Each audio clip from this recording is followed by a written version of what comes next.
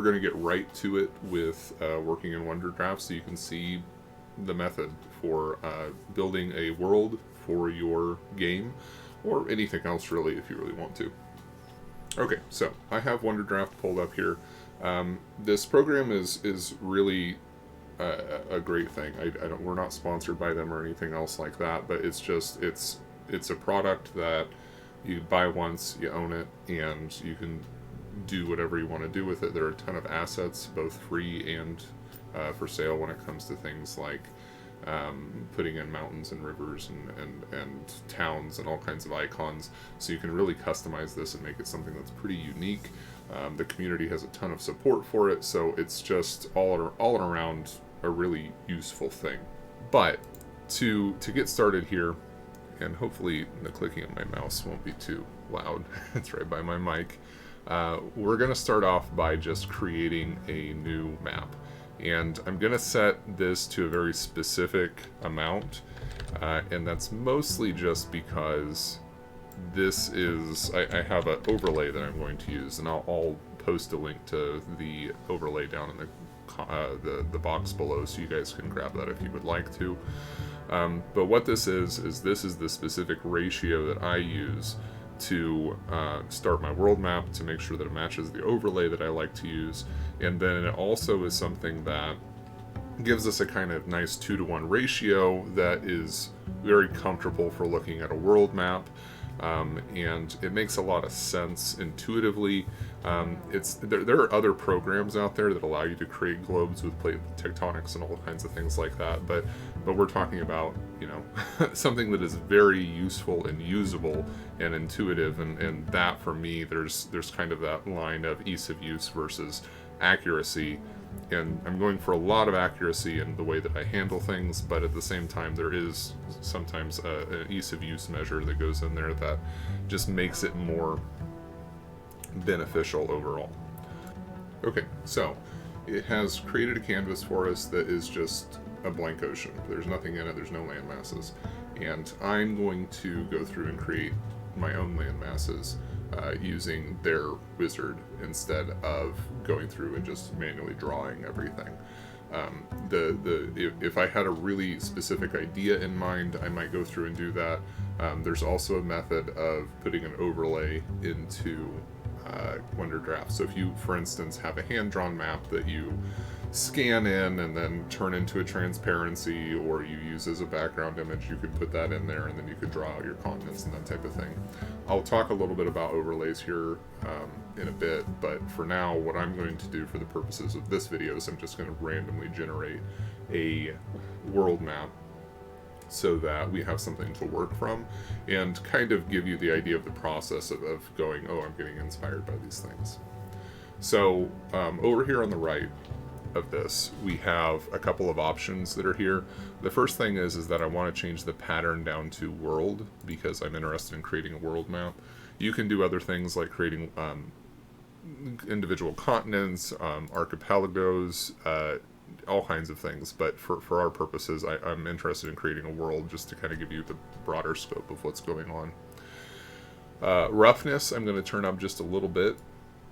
I like the roughness a little bit higher on WonderDraft because otherwise it creates things that are a little bit too smooth, and generally speaking, our world has, our continents have rough edges that are random islands, that are other things in there, and even with this, most likely there will be modifications that need to be made to the random generation that it provides. And then as far as water level, the water level is something where I really want, I need to think about where I'm envisioning the world state in terms of climate. And what I mean by that is, are we looking at a glacial period or an interglacial period specifically for the state of the world? If we're looking at something like a glacial period, the water levels should be much lower because most of the water is caught up in the glaciers, and that means that more land mass is exposed. And if I'm looking at an interglacial period, it means that the glaciers have largely dissipated or melted, and the water levels are going to be much higher, so there's going to be less land mass exposed. This is something that you should kind of think about, have an idea about what you want to do at this stage. It is something that I'm going to talk about in more detail here in a little bit. I'm going to talk about climate and glacial and interglacial periods with a little bit more depth as I go throughout this video, but it is something you should consider at this point and just kind of think about, where do I want this at, okay? So for me, I'm just going to leave it at 0.5. I'm just going to leave it in the middle, and we'll ride with whatever we get. So the generation for the map is usually pretty quick. It only takes 20 seconds or something like that, so it's not too bad. Okay, so it has created a world map for us. You can see that it has a number of continents that are kind of spread throughout the area. There's a much larger continent and as well as some smaller ones. I like the idea of this. I like the idea that there is kind of this small central continent that has the barrier of other continents around it. That looks really neat to me. So I think that this is something that I'm more than happy to work with and kind of see what we end up with. So there's a couple of other things that I'm going to do before I get started on messing with anything specific. I want to get a scale for my map so that I have an idea of how large the continents are and that type of thing. It's very easy to kind of misconstrue these things without having a scale in place. So to put my scale in place, I'm going to go down to my overlay, and I'm going to change my scale over here. So it defaults to a segment distance of 100 because of the number of pixels we have on this map. To make it Earth size, ideally it's 177. I think it's technically like 176.8 or 0.9, but we'll do 177. It's a pretty good round even number. And you can vary this if you want your world to be slightly larger or slightly smaller than Earth. But I think if you go much beyond 175 or 180 in that, then you start to kind of breach those bounds just a little bit. But 177 is pretty good. And the next thing that I'm going to do is I'm going to go ahead and put in an overlay over here. So I'm going to go find my overlay image. I'm going to link this down in the chat. You just need to save it somewhere where you can find it, and then grab it. Okay, so I grab my overlay image, and the overlay gives me some important information. It tells me exactly where the equator is. It tells me where the tropic circle is and where the polar circles are. And this is very helpful to just kind of have an idea of where some of these things are actually located if we're using a real-world analog. Okay, so interpreting this, the white areas at the top and bottom are polar areas. These are polar regions. So these are going to be primarily where your ice caps are, tundra, those types of things. The green areas are temperate regions, and the temperate regions, you may have tundra depending on the size of the land mass and where your mountains and things are located, where your deserts are located, and exactly how your ocean currents flow, those types of things. But those are your temperate regions. These are typically what we think of when we think of, for instance, where the United States is located, where a lot of Europe is located. Those areas that have high population centers are primarily located in these temperate zones. Then you have subtropics, so this is Caribbean style areas, or more specifically, this is located near to where most of the world's deserts are, and that's where what the tropic circle is important for. So if you're looking at locating deserts, most of the time the deserts are going to be located near to where the tropic circle is located. And then you have the equator, and the equator is primarily where you're going to have high temperatures, high humidity, high growth of plants and animals, flora, fauna, that type of thing. This is primarily because most of our water, most of our rainfall has a tendency to cycle within the equatorial regions. And so you see water being picked up from the ocean here around the tropic circle. So it's being cycled away from those regions, and then it's going to be dropped back down near to the equator. And so that's why we end up with things like rainforests in those regions, and it's also why we end up with deserts near the tropic circles, because all of the water is being evaporated out of that region and then being dropped back down near the equator. So I'm not a climatologist. I make maps and I do fantasy worlds and things like this. This is kind of a rough approximation of what it is that I do, or just the way that I think about map creation. I look at this, I create my map, I put my overlay on, and then I look at it and go, okay, broadly speaking, what am I dealing with? My central continent here is primarily going to be rainforest.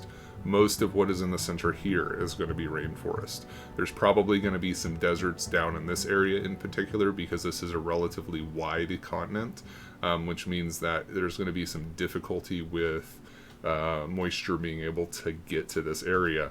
And even though some of these areas are near to the tropic circle, they are islands. They are relatively small, and so I would expect to still see a great deal of growth occurring in those regions, even though they're getting less rainfall than the equatorial regions. The temperate regions tend to where I focus more. I live in a temperate region, so it's more intuitive for me to write about, talk about, and explore what are in temperate zones. One thing that I do want to point out here with this map is that we have very little land mass that extends into the polar circles. This probably is going to have some climate effects that I personally am just not familiar with, but it is something that I think is an interesting occurrence. It's something that you would want to think about, like what does that mean for the world if we don't have a great deal of land masses? One of the things in particular that will affect this is that a lack of land masses near those polar regions means that there's less glaciation that occurs, because glaciers form on land masses. So you'll have glaciation most likely that occurs down here in this region. You'll have some glaciation that occurs up here in this region along the tops of these continents, and then maybe down here towards the bottom of this continent, depending on exactly how things go. But that is in stark contrast to our world, in which glaciation is something that occurs primarily near areas like Canada, where there's a lot of moisture, there's a lot of land mass. Northern Europe, where it's the same thing. You don't see as much glaciation in Russia just because of how dry it is, but it is colder by and large than many of the areas that actually get a lot of glaciation. So, in our current world, the polar ice caps and the glaciers are pretty far removed from the vast majority of land masses. It comes and goes and based on the seasons, but it is still at a distance, because we're in an interglacial period. We are currently in a period where there is the world is less warm, as opposed to roughly 22,000 BC or 20,000 BC, where we had a glacial period, and so the glaciers had descended quite far. Now, during the glacial period, the glaciers extended well down to the edge of the United States-Canada border. There were ice bridges that existed throughout much of the world, and this is what allowed for a lot of the migration that occurred between various continents. And at that time, some continents were a little bit closer together because there is enough time for some minor movement to occur. But the big thing was that water levels were lower, and this is something that I talked about a little bit at the start when we started creating the map, is that when water levels are lower, more land is exposed. Well, this is kind of what's happening. You have a combination of ice that exists across continents because there's a huge amount of moisture caught up in the glaciers, and because of all of that, there's also less water in the ocean, and less water in the ocean means that more land is exposed, and so it's easier to, for instance, walk between islands. So islands that nowadays might be difficult to traverse, such as in like the Indonesia area, there'd be less water in the ocean, and so there'd be more land exposed, and so it might be possible to walk from one island to another. Or it might be enough to where it's like, oh, you can just take a small boat or a canoe and you could get from one island to another without much effort, versus nowadays where there's more water in the ocean, therefore those land masses and those islands are farther apart. This is something you just kind of want to think about when you're going through the process of building your world, insofar as saying, how much land is exposed, what is the water like, what are the land masses like, what is the global temperature, what does the world feel like, because this also affects things like your flora, your fauna, where people are populating at throughout the world. And these areas that have massive chunks of ice that extend for thousands or tens of thousands of miles, it becomes difficult for people to survive in those regions, and they have a tendency to maybe be further south. And when those periods of glaciation occur, it also has a tendency to cause extinction for some species because they can't survive the change in climate. And the opposite is true as well. As things tend to warm up, you may have different flora, different fauna, different centers of population. These are just things that you kind of want to consider on a global scale initially as you're going through and building your world, to get a sense of what does the world feel like. Is it cold? Is it icy? Or is there this kind of is there this sense of closeness that occurs because everything not only is more connected than it normally is, more connected than it would be during an interglacial period, I should say, but it's also a sense of everybody kind of being pushed together because being in negative 50 degrees Celsius weather is kind of difficult versus where we're at nowadays, where those areas are a little bit more habitable. So I'm just going to run through a few things that you should kind of be aware of if you're talking about doing a glacial versus interglacial period. So glacial periods, there's usually more ice on the continents. The global temperatures are colder than interglacial periods, obviously, and glacial periods have a tendency to actually last longer than interglacial periods. More of the world's time is taken up with glacial periods than interglacial periods. They can last hundreds of thousands of years potentially, whereas interglacial periods might last less time. It doesn't feel like that to us because our entire recorded history has been in an interglacial period, even with some colder spells that occur during that.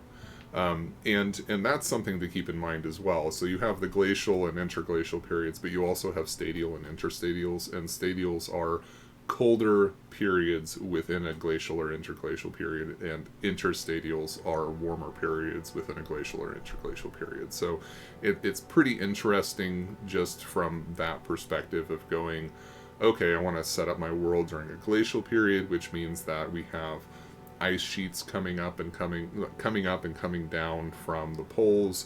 Most of the continents are covered in this ice, and then you also end up with a stadial period that makes it even colder. And so there's just that sense of perpetual iciness and coldness that occurs. Now, I want to point out that even during these periods, the average temperature near the equator on Earth, for instance, is still roughly 20 degrees Celsius, give or take. Usually, even during a glacial period, it can get up 22, 23, 24 degrees Celsius as an average temperature for a given year, depending on if you're in a stadial or interstadial period. But keep those things in mind as you're kind of considering what the world looks like and what the world feels like. It definitely has a sense of everything being colder. Going farther north, or farther south, definitely changes the way that the world feels and that type of thing. But there are still warmer, habitable areas. So moving on to interglacial periods, that's where we're at currently right now. So it's warmer, fewer ice sheets, higher sea levels. They last less time, obviously, than your glacial periods, and there's usually a larger expansion of things like forests and wildlife. This is why you see a ton of forests up in the north. The boreal forests, the large evergreen forests that occur, this is known as taiga. And that is a biome that takes up a huge amount of the Earth's space, like more than you would think about it, because a great deal of the taiga that exists are in areas like Russia and Canada that is just nothing but forests up towards the northern hemisphere, or if we had equal continents in the southern hemisphere, it would be similar, but there's just not quite that same scale down there. But that's the idea, that you have massive forests, and these massive forests tend to grow and survive in those areas, and they tend to disappear around the polar circle. So when you get close to the polar circle, that's where the boreal forests start to disappear a little bit. They can extend upwards a little bit higher into latitude, depending on what the actual temperatures are like, what the landscape is like, what the moisture levels are like, those types of things. But just something to kind of keep in mind as you're considering what your world looks like. Hey everyone, thank you for joining me today as I was going through and talking about world building. Next time we're going to get into a little bit more detail when it comes to things like topography, do's and don'ts of world building, but I felt like it was important for you to have a good stance on exactly how your world's base is going to be before we got into some of those other features. So if you have not already, please like, subscribe. If you have any thoughts on things that you specifically would like to know about world building and climate and topography, just leave that down in the comments below and we can address those in future videos. Thank you. Judge and Crew.